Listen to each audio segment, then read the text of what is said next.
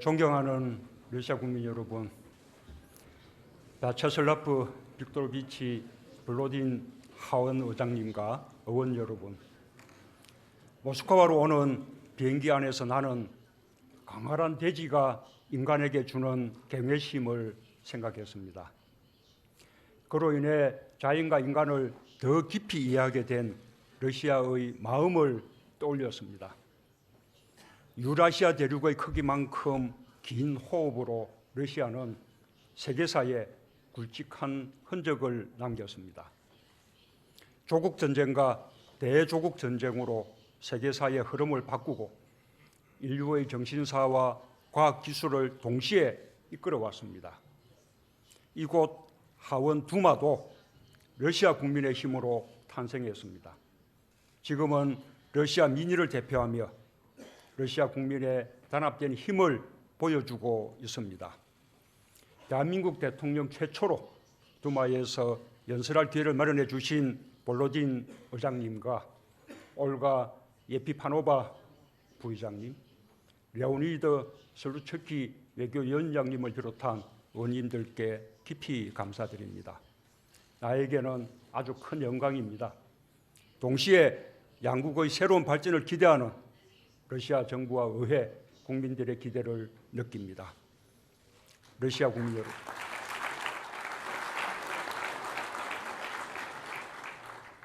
러시아 국민 여러분, 러시아가 구원받을 수 있다면 유라시아주의를 통해서만 가능할 것이다 라고 러시아의 역사 지리학자 레프 구밀요프는 말했습니다.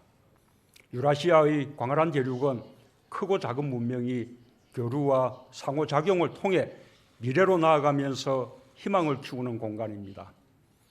블라디미르 푸틴 대통령님의 신동방 정책은 평화와 공동번영의 꿈을 담은 유라시아 시대의 선언입니다. 서구 문명이 이룬 장점과 동양 문명이 이룬 장점을 유라시아라는 거대한 용광로에 담아 인류에게 새로운 비전을 제시하려는 웅대한 설계입니다.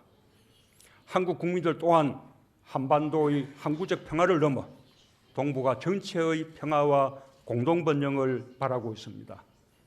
내가 지난해 동방경제포럼에서 발표한 신북방 정책은 신동방 정책에 호응하는 한국 국민들의 꿈입니다. 나는 한국과 러시아의 협력이 한반도 평화와 동북아 번영의 주춧돌이라고 생각하며 그동안 진심으로 노력해왔습니다. 대통령 당선 직후 푸틴 대통령님과 통화에 이어 한국 대통령으로서는 처음으로 취임 특사를 파견해 북핵 문제의 평화적 해결과 극동 개발을 위한 협력 방안을 협의했습니다.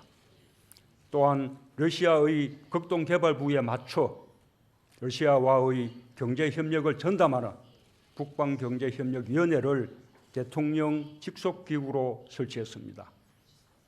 푸틴 대통령님은 작년 9월 동방경제포럼에 나를 초청해 주셨고 나는 그 기회에 신북방 정책을 발표하고 한여 간 실질적 경제협력 방안을 푸틴 대통령님과 함께 논의했습니다. 올해 1월 내 고향 거제도에서는 세계인의 시각을 유라시아와 북극으로 돌리게 할 뜻깊은 장면이 있었습니다. 러시아 북극 탐험가의 이름을 붙인 쉐빙 LNG선 블라디미르 유자노프호가 시범 출항을 했습니다. 나는 그 현장에 직접 참석하여 러시아와 한국이 함께 이룬 성과를 세계에 알리고 축하했습니다. 나는 오늘 러시아와 함께 하려는 한국 국민들의 노력이 여러분에게 진정으로 전달되길 바라며 유라시아가 가진 무궁무진한 가능성을 우리의 우정으로 활짝 열 수 있다고 믿습니다.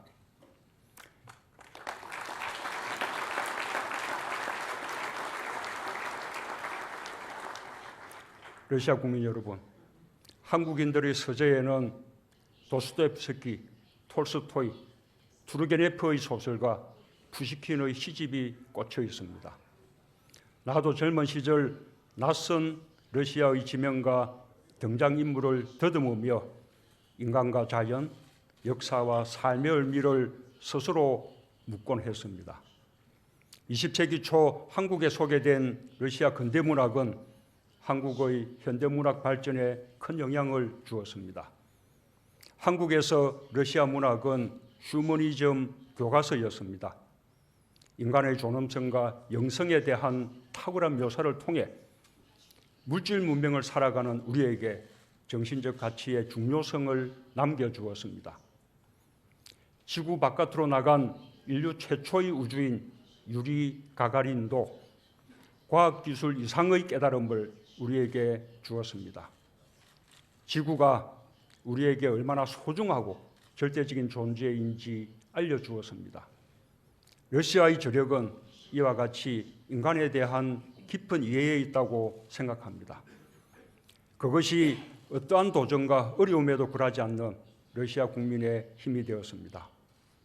한국인들도 전통적으로 인간을 존중하고 서로 간의 협력과 믿음을 가치 있게 여겨왔습니다. 그 힘으로 수많은 외침을 극복하고 오늘날 당당한 국가로 성장할 수 있었습니다. 2차 대전 후 독립한 국가 중 유일하게 높은 경제 성장과 민주주의 발전을 함께 이룩한 나라가 되었습니다. 러시아 국민들과 마찬가지로 한국 국민들도 정신적으로 아주 강인합니다. 나는 이것이 우리가 똑같이 톨스토이를 사랑하는 이유라고 생각합니다. 러시아 국민 여러분, 202년 전 외교 사절로 북경을 방문한 한국인 조인영이 러시아 정교 전도단장 비추린을 만나 우정을 나눈 이후 러시아와 한국의 관계는 우애와 존중으로 이어져 왔습니다. 1905년 한국 최초의 주 러시아 상주공사였던 이범진 공사는 러시아 땅에서 만국의 소식을 들었습니다. 그때 따뜻한 도움의 손길을 내민 것이 러시아 정부였습니다. 안중근, 홍범도, 최재형, 이상설 선생 등 수많은 한국의 독립투사들이 이곳 러시아에 망명하여 러시아 국민들의 도움으로 힘을 기르고 국권 회복을 도모했습니다. 1980년대 말 한국 정부는 한반도 냉전의 벽을 허무기 위해 북방 정책을 추진했습니다. 당시 소련 정부는 이념의 벽을 넘어 1988년 서울 올림픽에 대규모 선수단을 파견했습니다. 양국 국민들 사이에 우정과 신뢰가 쌓였고 그리하여 드디어 1990년 수교가 이루어졌습니다. 지금 한국 기업들이 러시아에서 생산한 자동차와 가전제품들이 러시아 국민의 사랑을 받고 있습니다. 러시아는 2013년 선진 우주 기술을 한국에 전수했고 한국은 나로호 로켓을 성공적으로 발사할 수 있었습니다. 지난 5월 푸틴 대통령님은 2024 러시아 연방 국가 발전 목표를 발표했습니다. 국민이 피부로 느낄 수 있는 변화와 국민 한 사람 한 사람이 잘 사는 경제를 목표로 합니다. 내가 추진하고 있는 사람 중심 경제도 목표가 같습니다. 경제 성장의 혜택을 국민들에게 고루 돌려주기 위한 것입니다. 양국이 극동 지역에서 꾸는 꿈도 다르지 않습니다. 유라시아 평화와 번영을 위해 노력하는 것은 우리 모두가 국민들로부터 부여받은 사명입니다. 존경하는 러시아 국민 여러분, 볼로딘 의장님과 의원 여러분, 2020년은 러시아와 한국이 새롭게 이웃이 된 지 30년이 되는 해입니다. 우리 양국은 뜻깊은 수교 30주년에 맞춰 유라시아 발전을 위한 협력을 더 강화하고 교역액 300억 달러, 인적 교류 100만 명을 달성하자는 구체적 계획을 세웠습니다. 나는 이 자리에서 러시아와 한국의 협력 확대 방안을 말씀드리고자 합니다. 첫째, 미래성장 동력 확충입니다. 혁신을 통해 미래성장을 준비하는 것은 양국 국민에게 일자리를 제공하고 지속 가능한 성장의 기반을 다진다는 면에서 아주 중요합니다. 한국은 국내에 한러 혁신센터를 설립하고 모스크바에 있는 한러 과학기술협력센터를 확대할 것입니다. 세계 최고의 원천기술, 기초과학기술을 지닌 러시아와 IT 기술의 강점을 가진 한국이 협력하여 4차 산업혁명 시대를 함께 선도해 가길 기대합니다. 둘째, 극동개발협력입니다. 작년 동방경제포럼에서 나는 9개의 다리 전략을 중심으로 양국의 협력을 제안했습니다. 가스, 철도, 전력, 조선, 일자리, 농업, 수산, 항만, 북극 항로 개척 등 9개 중점 분야에서 협력을 더욱 강화해야 합니다. 민간의 참여도 확대할 필요가 있습니다. 러시아 극동 지역과 한국의 지방 정부들 사이에도 협력 포럼이 준비되고 있습니다. 셋째, 국민 복지 정진과 교류 기반을 강화하는 것입니다. 러시아의 2024 국가 발전 목표에서 최우선 과제 중 하나는 국민의 삶의 질을 높이기 위한 국민 보건 향상입니다. 그 과제에 협력하기 위해 한국의 고급 의료 기술이 스콜코보에 함께 하게 될 것입니다.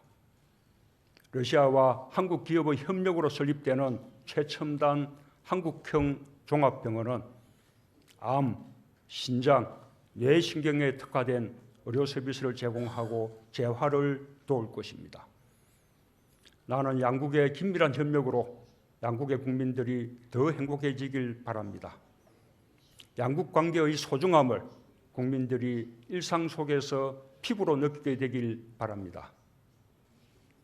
러시아 국민 여러분, 내일은 77년 전 러시아의 대조국 전쟁이 시작된 날입니다. 수많은 영웅들과 무고하게 숨진 희생자들을 기리는 추모와 애도의 날입니다. 러시아뿐 아니라 인류 모두에게 평화가 얼마나 소중한지 다시 한번 깊이 새기는 날이 되길 바랍니다. 평화의 소중함은 전쟁의 참화 속에서 평화를 일궈내기 위해 헌신한 사람들에게 더 깊게 다가옵니다.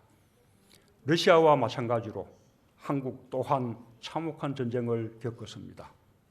나 자신도 피난민의 아들로 태어나 전쟁의 고통과 평화의 소중함을 일찍부터 절감해 왔습니다.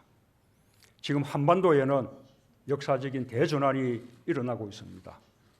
나는 지난 4월 북한의 김정은 국무위원장을 만났습니다. 우리는 판문점 선언을 통해 완전한 백화와 함께 더 이상 한반도에 전쟁은 없다고 세계 앞에 약속했습니다.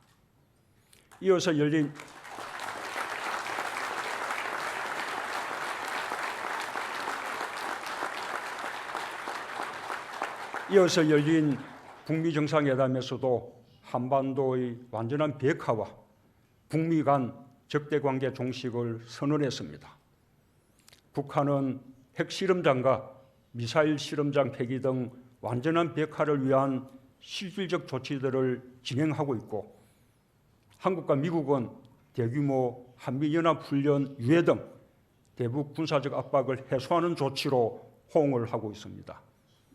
이제 남북미는 전쟁과 적대의 어두운 시간을 뒤로하고 평화와 협력의 시대로 나아가고 있습니다. 이 놀라운 변화에 러시아 정부와 국민들의 적극적인 지지와 협조가 큰 힘이 되었습니다. 나는 한반도와 유라시아의 항구적인 평화와 공동 번영을 꿈꿔왔습니다. 이 자리에 계신 원 여러분들께서도 그 길에 함께해 주실 것으로 믿습니다.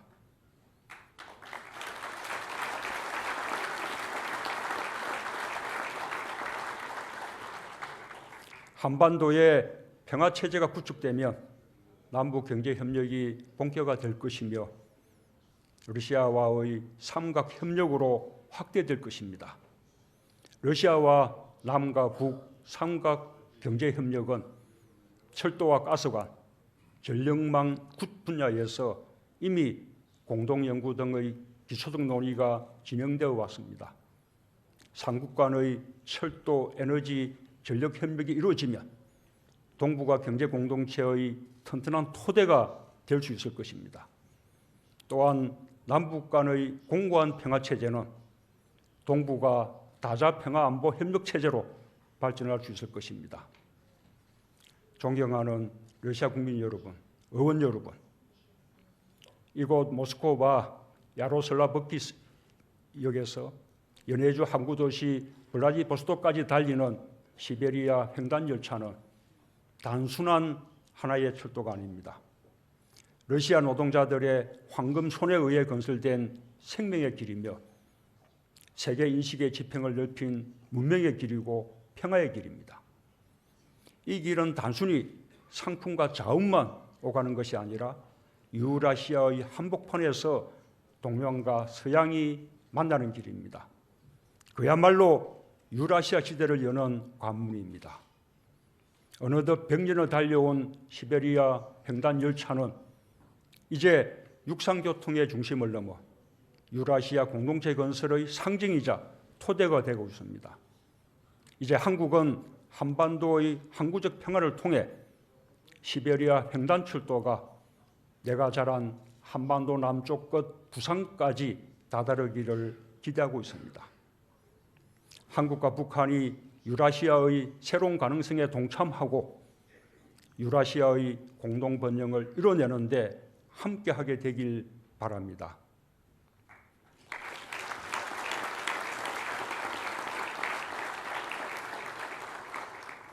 한 명의 지혜는 좋지만 두 명의 지혜는 더 좋다라는 러시아 속담이 지금 우리에게 필요합니다.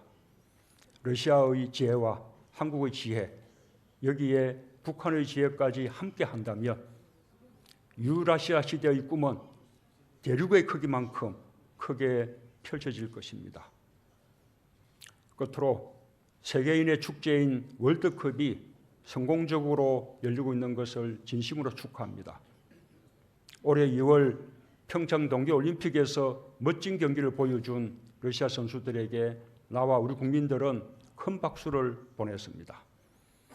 러시아 월드컵에 참가한 한국 선수단에게도 러시아 국민들께서 따뜻한 응원으로 격려해 주시길 바랍니다.